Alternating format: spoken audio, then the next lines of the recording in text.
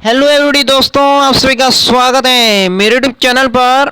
मेरे YouTube channel को subscribe करें, वीडियो को लाइक करें, दोस्तों के साथ शेयर कर लें। चलिए दोस्तों, भारत की अर्थव्यवस्था बुक को आज मैं इस वीडियो में लेके आया हूं। आज हमारा टॉपिक है मौद्रिक नीति, यानी कि दोस्तों मौद्रिक नीति के संबंधित यूपीएससी से लेकर छोटे से छोटा ऑल एग्जाम तक की दृष्टि से महत्वपूर्ण टॉपिकों को आज मैं लेके आया हूं इस वीडियो में। तो दोस्तों, मैंने रमेश सिंह की पुस्तक और अन्य सभी पुस्तकों को मिलाकर बेस्ट नोट्स टॉपिक वाइज तैयार किया है। तो चलिए दोस्तों, मौद्रिक नीति क्या है, इसके संबंधित सभी टॉपिकों पर आज मैं विस्तार से चर्चा करने वाला हूं। तो चलिए दोस्तों, चैनल को सब्सक्राइब करें, वीडियो को लाइक करें, दोस्तों के साथ वीडियो की लिंक को शेयर कर लें और थोड़ा दोस्तों वीडियो को आगे से आगे थोड़ा शेयर करें। तो दोस्तों, मौद्रिक नीति क्या है? मौद्रिक नीति, तो मौद्रिक नीति में पहले हम बात करेंगे मौद्रिक नीति के क्या है उद्देश्य और इनके उपकरण के कौन कौन से हैं साधन। तो मौद्रिक नीति, और फिर हम जानेंगे क्या है मौद्रिक नीति और इनके जो उद्देश्य और उपकरण हैं उन सभी पर हम विस्तार से चर्चाएं इस वीडियो में करने वाले हैं। तो दोस्तों, मौद्रिक नीति के क्या है उद्देश्य और उनके कौन कौन से हैं उपकरण के साधन। तो उद्देश्य में सबसे बड़ी बात, सबसे पहला पॉइंट है वित्तीय या मूल्य स्थिरता, यानी कि दोस्तों मौद्रिक नीति मूल्य की नीति या पैसा या धन विधेयक धन की नीति। इसमें दोस्तों वित्तीय यानी कि धन विधेयक आता है वित्त विधेयक में, यानी कि वित्त के संबंधित जो भी धन है, पैसा है, उसे दोस्तों पास करना, या दोस्तों मूल्य में क्या गिरावट करनी है, किस चीज में बढ़ावा करना है। तो ये सब नीति दोस्तों मौद्रिक नीति के अंतर्गत आता है। इसका दोस्तों पहला ये है उद्देश्य। दूसरा पॉइंट है विनिमय दर में स्थायित्व, यानी कि विनिमय जो दर है उसे बढ़ाना है, घटाना है, उसे स्थगित करना है, यानी कि विनिमय दर में स्थायित्व। ये भी दोस्तों मौद्रिक नीति का दूसरा उद्देश्य है। अब तीसरा देखिए दोस्तों, रोजगार सृजन करना, यानी कि रोजगार के अवसर पैदा करना, नए रोजगार के अवसरों को जागृत करना। ये है दोस्तों मौद्रिक नीति की तीसरी उद्देश्य। और चौथा उद्देश्य है विकास कार्यक्रम। देश में हर जगह पर विकास के नए नए कार्यक्रम चलाए जाते हैं। तो ये सब दोस्तों कार्यक्रम मौद्रिक नीति के अंतर्गत चलाए जाते हैं और ये है मौद्रिक नीति का विकास के संबंधित सबसे बड़ा उद्देश्य। अब बात करते हैं मौद्रिक नीति के उद्देश्यों के संबंधित, हो गया। अब है उपकरण। मौद्रिक नीति के कौन कौन से हैं उपकरण? तो फर्स्ट में है CRR, दूसरा है सेकंड है दोस्तों HLR, थर्ड है दोस्तों रेपो दर, और चौथा पॉइंट है हमारे लिए रिवर्स रेपो दर। तो दोस्तों CRR, HLR, रेपो दर और रेपो जो रिवर्स रेपो दर क्या है, इसके संबंधित हम विस्तार से जानते हैं। तो चलिए दोस्तों, पहले जान लेंगे हम क्या है मौद्रिक नीति। मौद्रिक नीति किसे कहते हैं, इससे क्या आशय है। तो मौद्रिक नीति किसे अभिप्राय है दोस्तों कि किसी भी राष्ट्र के केंद्रीय बैंक द्वारा विभिन्न उपकरण जैसे दोस्तों कैश रिजर्व रेशियो CRR और दोस्तों विधायनिक तरल अनुपात HLR, बैंक दर, रेपो दर, रिवर्स रेपो दर आदि के उपकरणों से मुद्रा और ऋण की दोस्तों उपलब्धता पर नियंत्रण स्थापित करना भारत में अभिप्राय में दोस्तों है केंद्रीय बैंक या भारतीय रिजर्व बैंक। इसका अभिप्राय है दोस्तों मौद्रिक नीति का, यानी कि भारतीय रिजर्व बैंक है दोस्तों, जो भारतीय अखिल स्तर पर सबसे बड़ी बैंक है भारतीय रिजर्व बैंक। भारतीय रिजर्व बैंक दोस्तों मौद्रिक नीति इसके वंश में है, ये दोस्तों मौद्रिक नीति को चलाता है। ये अगर कहे कि कैश रिजर्व रेशियो CRR इस प्रकार करना है तो भारतीय रिजर्व बैंक के अनुसार सभी बैंकें करती हैं।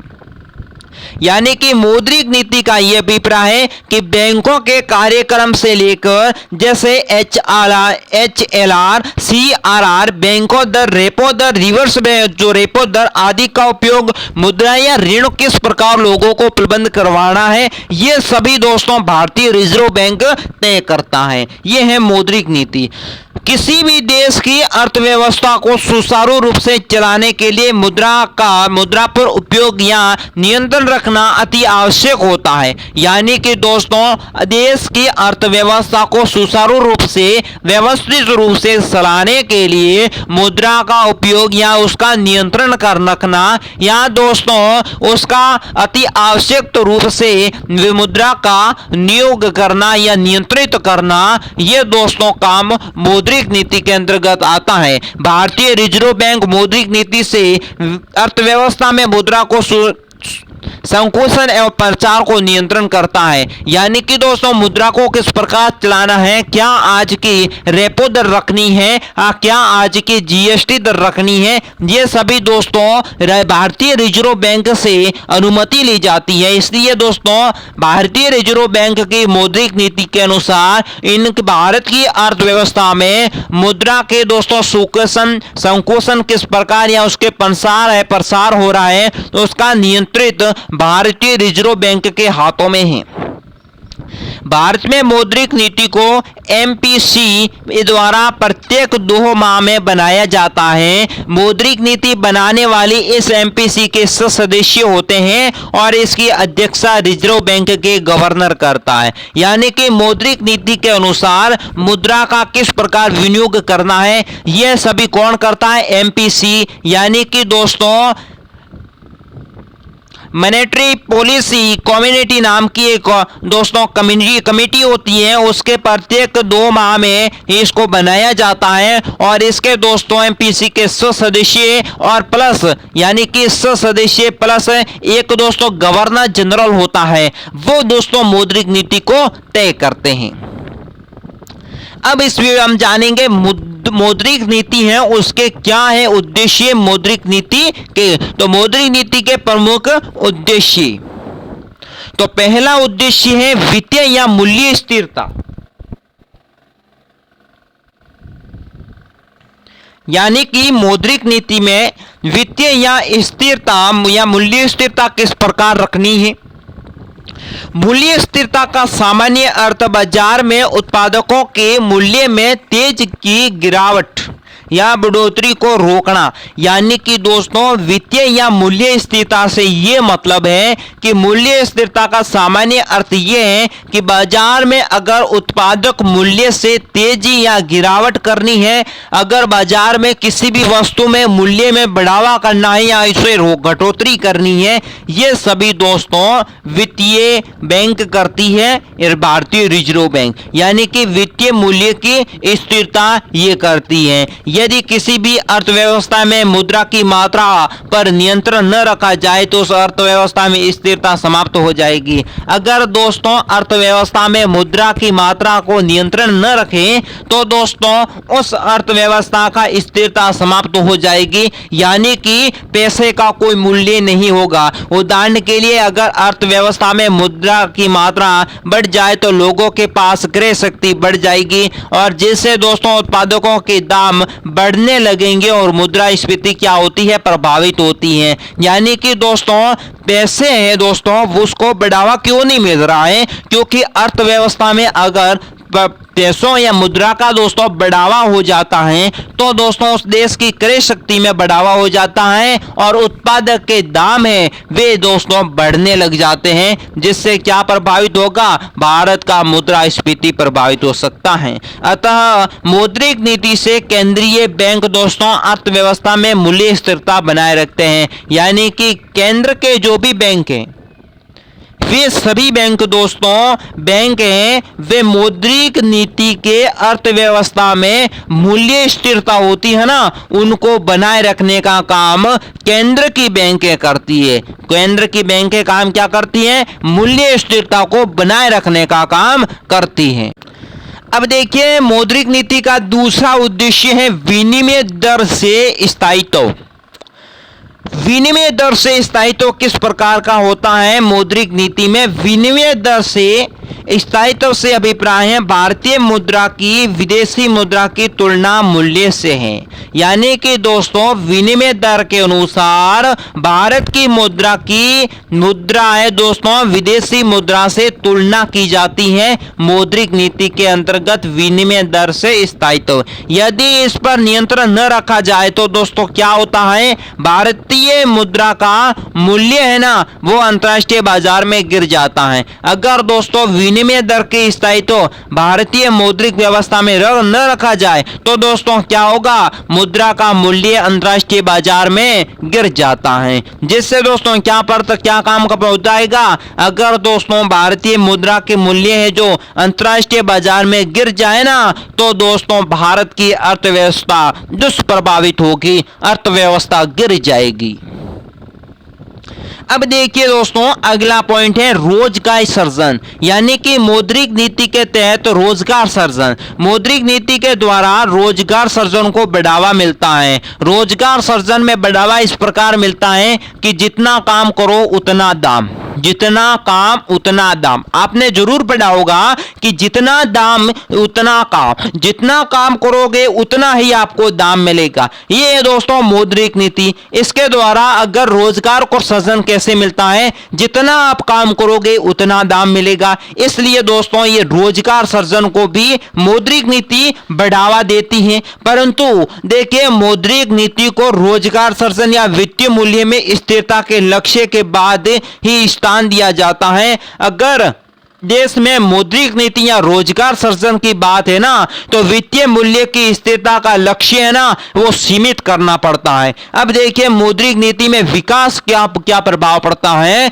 यानी कि मौद्रिक नीति देश की आर्थिक नीति का एक महत्वपूर्ण घटक है। ध्यान रख लेना, देश की आर्थिक नीति का महत्वपूर्ण घटक क्या है, मौद्रिक नीति।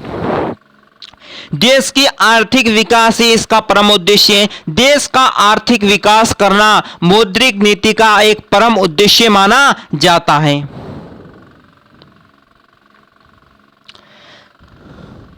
अब देखिए मौद्रिक नीति है, इसके क्या है उपकरण, यानी कि मौद्रिक नीति के उपकरण। मौद्रिक नीति के दो तरह के उपकरण होते हैं दोस्तों,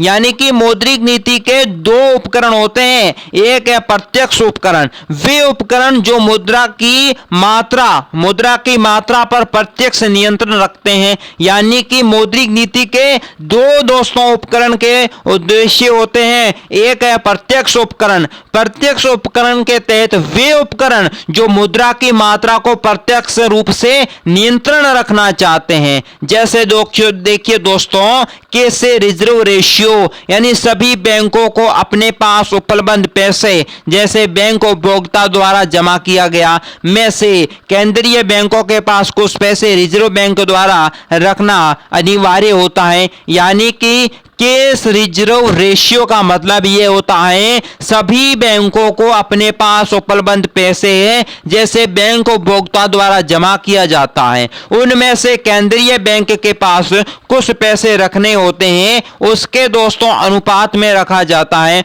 उन पैसों के अनुपात में कुछ पैसे रखे जाते हैं, वो माना जाता है जिसे कैश रिजर्व रेशियो CRR कहा जाता है। अगर बैंक में 1 करोड़ रुपए हैं तो दोस्तों उस के अनुपात में बैंक के पास 1 करोड़ रुपए होने चाहिए, क्योंकि कोई भी व्यक्ति किसी भी समय अपने पैसे ले सकता है। तो यह माना जाता है कैश रिजर्व रेशियो CRR। ठीक है, वर्तमान समय में CRR 3% है, यानी कि बैंक के जमा जो पैसा है उसका 3% राशि हर बैंक की शाखा के पास होना चाहिए। यह है दोस्तों CRR। जिस समय केंद्रीय बैंक की अर्थव्यवस्था में मुद्रा की तरलता में कम करना होता है तो CRR को दोस्तों बढ़ावा देना पड़ता है, जिससे केंद्रीय बैंक की अर्थव्यवस्था मुद्रा की तरलता दोस्तों कम हो जाती है। बैंक के पास उपलब्ध मुद्रा में कमी आती है तो दोस्तों बैंक लोन देने की कमी करते हैं। यानी कि बैंक के पास दोस्तों उपलब्ध मुद्रा में अगर कमी आ जाए तो बैंक क्या करेगी, बैंक लोन देना बंद कर देगी या उसमें कमी कर देगी। ठीक उसी के विपरीत अर्थव्यवस्था में मुद्रा की तरलता को बढ़ाने के लिए लिए CRR को घटाया जाता है। अगर दोस्तों अर्थव्यवस्था की मुद्रास्फीति है उसकी तरलता को बढ़ाया जाएगा तो दोस्तों CRR घटेगा। CRR जैसे ही घटेगा वैसे ही अर्थव्यवस्था की मुद्रा तरलता है वो दोस्तों बढ़ने लगेगी। अब देखिए वैधानिक तरल अनुपात।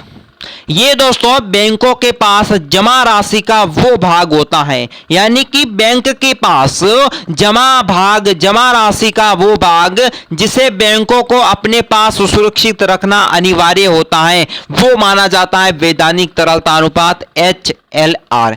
HLR क्या है? बैंक के जमा राशि का वो भाग जिसे बैंक अपने पास सुरक्षित रखना अनिवार्य होता है, अर्थात दोस्तों इन पैसों में से बैंक लोन दे सकती है, यानी कि वे पैसे दोस्तों लोन के रूप में बैंक किसे भी दे सकती है। ज्यादा से केंद्र अर्थव्यवस्था में मुद्रा की तरलता घटा या बढ़ा सकती है। और बैंक दोस्तों यानी कि केंद्रीय बैंक है तो दोस्तों अर्थव्यवस्था में मुद्रा की तरलता को बढ़ा भी सकती है, घटा भी कर सकती है। घटाना बढ़ाना ये काम बैंक का होता है। अब देखिए अप्रत्यक्ष उपकरण। क्या है अप्रत्यक्ष उपकरण? वे उपकरण जो साख सर्जन की मात्रा को नियंत्रण करते हैं। बैंक की जो दोस्तों साख सर्जन की योजना होती है, जो दोस्तों निकालना यानी कि आप इतने पैसे से ज्यादा नहीं निकाल सकते, ये एक सीमित होती है, जिसके तहत दोस्तों मुद्रा की मात्रा को नियंत्रित रखकर बैंक दोस्तों अप्रत्यक्ष उपकरण के रूप में बैंकें चलती है। अब देखिए बैंक दर। क्या होती है बैंक दर? बैंक दर वो ब्याज दर है जैसे सभी बैंक रिजर्व बैंक की दीर्घ अवधि के लिए लोन लेते हैं। यानी कि दोस्तों बैंक दर वो ब्याज दर है जिस पर सभी बैंक रिजर्व बैंक के दीर्घ अवधि के लिए लोन लेते हैं। इस ऋण के लिए दोस्तों बैंक को रिजर्व के पास कोई भी सिक्योरिटी गिरवी नहीं रखनी पड़ती है, क्योंकि दोस्तों ऋण लेने के लिए बैंक दोस्तों किसी भी बैंक के पास सिक्योरिटी गिरवी नहीं रखती है।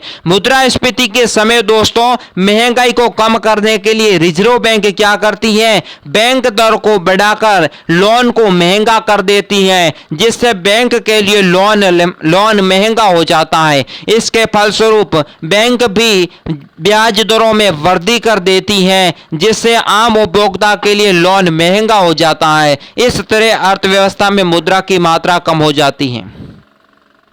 अब दोस्तों बैंक दर में मुद्रास्फीति का कमी क्यों हो जाती है?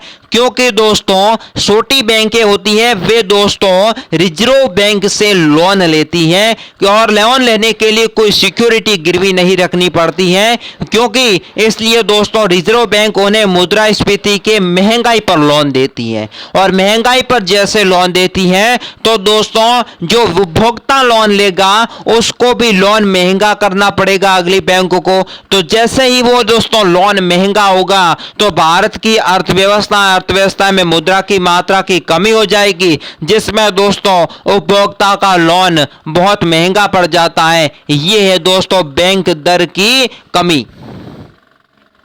अब क्या है रेपो दर? बैंक की रेपो दर क्या होती है? रेपो दर भी एक तरह की ब्याज दर है। रेपो दर क्या है? बैंक की एक तरह की ब्याज दर है जिसे बैंक को रिजर्व बैंक से लोन लेना पड़ता है। अगर रिजर्व बैंक है तो उससे दोस्तों बैंक की रेपो दर से लोन लेना पड़ता है। रेपो दर बैंक द्वारा लिए गए आपातकालीन ऋण पर दोस्तों लगाया जाता है। बैंक दोस्तों आपातकालीन जो भी ऋण लेती है वो दोस्तों उस ऋण पर रेपो दर लगाई जाती है। इस ऋण के बैंक रिजर्व बैंक के पास सिक्योरिटी गिरवी रखनी पड़ती है और बाकी वाली बैंकों को रिजर्व बैंक के पास इस लोन के लिए दोस्तों सिक्योरिटी रखनी पड़ती है। बैंक दर की तरह मौद्रिक नीति से कभी भी कम या ज्यादा किया जा सकता है और दोस्तों इससे बैंक की मौद्रिक नीति के तहत इस ब्याज को कम या ज्यादा भी किया जा सकता है।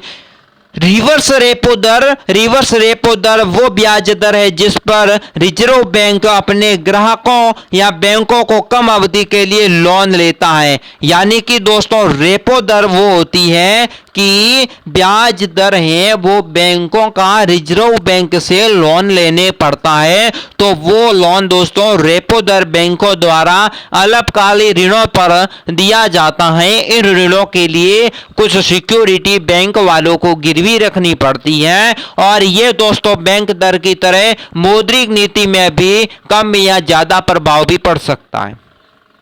पर दोस्तों रिवर्स रेपो दर वो होती है जिससे जो रिवर्स रेपो दर वो ब्याज दर होता है दोस्तों जिस पर रिजर्व बैंक है ना अपने ग्राहक या बैंकों को कम अवधि के लिए लोन देता है, वो होती है रिवर्स रेपो दर। और रेपो दर होती है बैंकों को लोन देती है और रिवर्स रेपो दर में होती है बैंक होती है ना रिजर्व बैंक, वो अपने ग्राहकों को लोन देती है, वो है पर रिजर्व बैंक यानी कि रिवर्स रेपो दर। और दोस्तों रेपो दर यानी बैंक रिजर्व बैंक अन्य बैंकों को लोन देती है। मौद्रिक नीति की क्या सीमा है? मौद्रिक नीति आर्थिक नीति का एक प्रमुख घटक है, परंतु वर्तमान समय में भारतीय अर्थव्यवस्था में राजकोषीय नीति के महत्व अधिक है दोस्तों, क्योंकि मौद्रिक नीति को सीमित करने के लिए कुछ कारक नीचे दिए जा रहे हैं। यानी कि दोस्तों मौद्रिक नीति है जो आर्थिक नीति का एक प्रमुख घटक है। आर्थिक नीति का प्रमुख घटक क्या है? मौद्रिक नीति।